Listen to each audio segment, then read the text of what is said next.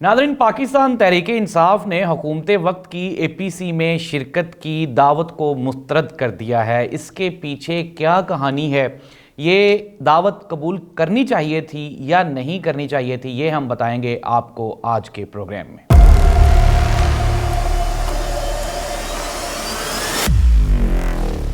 औज़ुबिल्लाहिमिनश्शैतानिर्रजीम, बिस्मिल्लाहिर्रहमानिर्रहीम। अल्लाहुम्मा सल्लि अला मुहम्मदिन व आलि मुहम्मद। करोड़ों दरूद व सलाम हज़रत मोहम्मद मुस्तफ़ा सल्लल्लाहु अलैहि वसल्लम पे और आप सल्लल्लाहु अलैहि वसल्लम की आल पे। नाज़रीन, आप देख रहे हैं ज़ाहिद अब्बास नकवी ऑफिशियल और मैं हूँ ज़ाहिद अब्बास नकवी। इसहाक डार साहब ने इरशादात फरमाए और उन्होंने मीडिया से गुफ्तगू करते हुए कहा कि इमरान खान साहब जो हैं वो मुल्क को दरपेश चैलेंजेस को लेकर सीरियस नहीं हैं। मुल्क में हालिया दहशत गर्दी की जो एक बड़ी लहर आई है उसके लिए भी, उसके हल के लिए भी इमरान खान हमारे साथ बैठने को तैयार नहीं।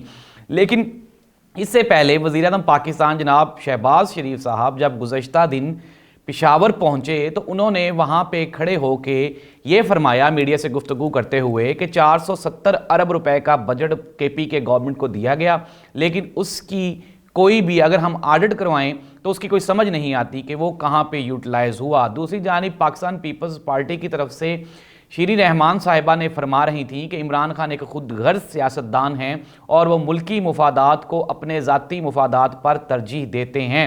लेकिन पाकिस्तान तहरीक इंसाफ का क्लियर और वाज़ेह मौक़िफ़ सामने आ गया। उन्होंने कहा कि इस APC का कोई भी नतीजा नहीं निकलना। हम लोग बार बार हुकूमत की तवज्जो पेशावर में और KPK में होने वाली दहशत गर्दी के बारे में दिलाते रहे हैं, लेकिन हुकूमत चूंकि सीरियस नहीं थी। इमरान खान साहब ने मीडिया से गुफ्तगू करते हुए कहा कि हुकूमत की तमाम तर तवज्जो सिर्फ और सिर्फ सियासी मुखालफिन की गिरफ्तारियों तक महदूद है।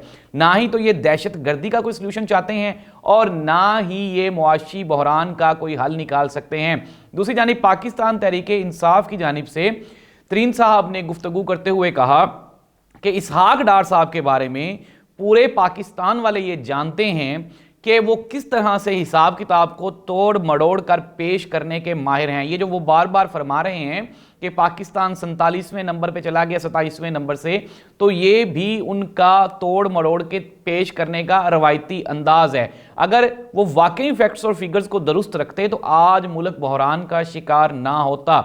दूसरी जानिब पाकिस्तान आर्मी के chief of army staff Asim Munir साहब भी आज पेशावर पहुंचे और उन्होंने इस अज़म का इजहार किया कि पाकिस्तान में दहशत गर्दी को जड़ से उखाड़ फेंकने के लिए हमारे नौजवान हर लम्हा हर वक्त तैयार हैं और हम हर कुर्बानी देने को तैयार हैं, लेकिन हम मुल्क का जो मुल्की मुफादात हैं उनका सौदा कतन नहीं करेंगे। तो ये है नाज़रीन पाकिस्तान में मौजूदा सियासी सूरत हाल। मैं आपको थोड़ा सा बैकग्राउंड बता दूं कि वज़ीर आज़म पाकिस्तान शहबाज शरीफ साहब ने ऑल पार्टीज़ कॉन्फ्रेंस का ऐलान किया और पाकिस्तान तहरीक इंसाफ को दावत भेजी गई।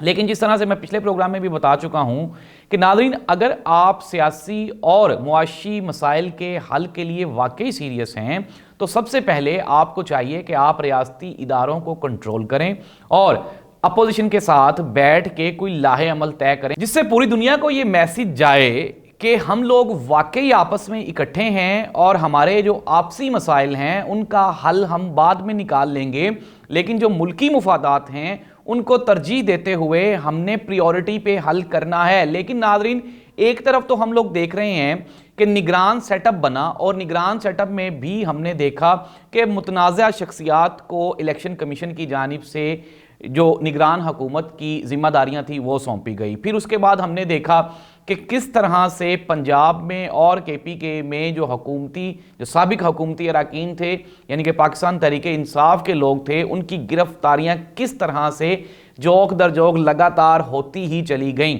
और आज भी आप ये देख लें कि पाकिस्तान तहरीक इंसाफ के सबसे बड़े जो हामी हैं शेख रशीद साहब, वो आज भी अदालत में पेश हुए हैं और उनके ऊपर 5 ऐसी दफ़ात लगाई गई हैं जिनका जो कि नाकाबिले ज़मानत हैं। आप ये देखें कि एक वो शख्स जो इस मुल्क का वज़ीर दाखिला, वज़ीर ख़ारजा और पता नहीं कितनी वजारतों पे वो रह चुके हैं और हमने उनके ऊपर दहशत गर्दी के केसेस कर दिए। तो नाज़रीन, ऐसी सूरत हाल में अवाम उनको ये मैसेज जा रहा है कि ना ही तो हुकूमत संजीदा है गुफ्तगू करने पे और ना ही मुल्की मसाइल को हल करने पे। जिस तरह से इमरान खान ने बिल्कुल दुरुस्त कहा कि अगर ये वाकई सोल्यूशन चाहते थे मसाइल का तो ये सबसे पहले हमारी बातों को मानते, एक्सेप्ट करते। पाकिस्तान तहरीक इंसाफ का सबसे बड़ा जो मुतालबा है वो है इलेक्शंस की डेट। आप ये देखें कि आईनी और कानूनी तौर पे जब असेंबलीज डिसॉल्व हो जाती हैं तो निगरान हुकूमत बनती है और निगरान हुकूमत बनते ही इलेक्शन की डेट का ऐलान कर दिया जाता है। लेकिन आज ये देख लें कि आज 20 दिन गुजर जाने के बाद ना ही तो पंजाब में हतमी तारीख का ऐलान किया गया है और ना ही KPK में कोई तारीख दी जा रही है। तो ऐसे मामलात को लेके अगर आप ये समझें कि हुकूमत तो सीरियस है लेकिन PTI सीरियस नहीं है तो ये बेवकूफ़ी होगी। सबसे पहले हुकूमत को मैच्योरिटी शो करनी होगी और उनको आईनी और कानूनी तौर पे जो जो चीज़ें हैं जो एक्सेप्टेबल हैं आपके लिए, आप सबसे पहले पंजाब और KPK में तो कम अज़ कम इलेक्शन की तारीख अनाउंस करें ताकि पाकिस्तान तहरीक इंसाफ को भी ये मैसेज जाए और लोगों को भी ये मैसेज जाए, अवाम को भी ये मैसेज जाए कि हुकूमत सीरियस है, PDM सीरियस है लेकिन PTI नहीं प्लेटफॉर्म पे आ रही। ऐसे वक्त में जब आप एक बंदे को गिरफ्तार करते हैं 2 की रिहाई हो जाती है, फिर आप 2 को गिरफ्तार करते हैं 4 की रिहाई हो जाती है। आपने पाकिस्तान के अदालती निज़ाम और पाकिस्तान के सरकारी इदारों का मजाक बना के रख दिया हुआ है। अगर हम देखें FIA और हमारे कोर्ट्स वो क्या कर रहे हैं, वो उनकी तमाम तर तवज्जो सियासी मुखालफीन को गिरफ्तार करने और उनके केसेस सुनने पे है। ऐसी हालत में दहशत गर्दों को एक तरफ तो हुकूमत ने ये कहा कि इमरान खान की अदम दिलचस्पी से दहशत गर्दों को ये मैसेज जाएगा कि पाकिस्तान तहरीक इंसाफ दहशत गर्दी के खिलाफ नहीं है, तो दूसरी जानिब आप भी ये देखें कि जब आप सरकारी इदारों को इन्वॉल्व कर लेंगे सियासी मामलात में तो दहशत गर्दों को खुली छूट दे रहे हैं आप कि हमारे जितने भी इदारे हैं वो मसरूफ़ हैं सियासी जदोजहद में, सियासी उतार चढ़ाव में, तो आप आएँ और हमारे मुल्क के लिए नुकसान का बाइस बने। तो पाकिस्तान एक आसान टारगेट बन के रह गया है दुश्मनों के लिए। एक तरफ पाकिस्तान की आर्मी, पाकिस्तान के सिपा सालार कोशिश कर रहे हैं कि मुल्की हालात को किसी न किसी तरह से कंक्लूड किया जाए, क्लोज किया जाए, लेकिन दूसरी जानिब सियासतदानों को हम देख रहे हैं कि वो किसी भी बात को लेकर सीरियस नहीं हैं। इंतहाई नहज पे जाके top of every movement, her movement की ये एंड पे ले जाते हैं, फिर उसके बाद वहाँ से पसपाई होती है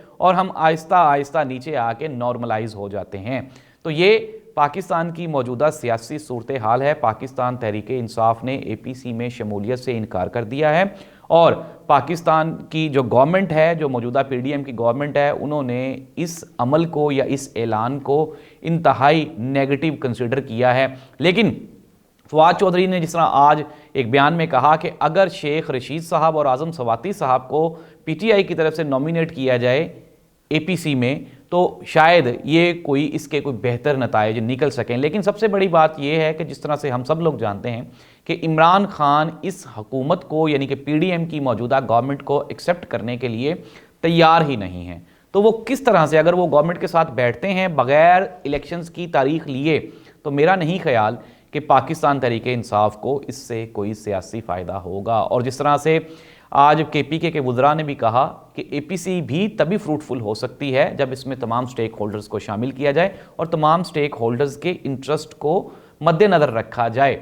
ये नहीं कि जिस तरह से उन्होंने कहा कि यहाँ पे शहबाज शरीफ साहब आए और उन्होंने आके KP गवर्नमेंट पे इल्ज़ामात लगाए और साथ ही हमें दावत दे दी कि हम APC में बैठ जाएं, तो ये नामुमकिन है। तो नाज़रीन, ये है पाकिस्तान की मौजूदा सियासी और पाकिस्तान की दाखिली सूरत हाल। अल्लाह ताला हमारे मुल्क को अपनी हिफ्ज़ ईमान में रखे, हम सबको अपनी हिफ्ज़ ईमान में रखे। आप अपना और अपने से मुंसलिक तमाम लोगों का बहुत ज़्यादा ख्याल रखें, महफूज रहें और मुझे इजाज़त दें। इंशाअल्लाह अगले प्रोग्राम में दोबारा मुलाकात होगी। अल्लाह हाफ़िज़।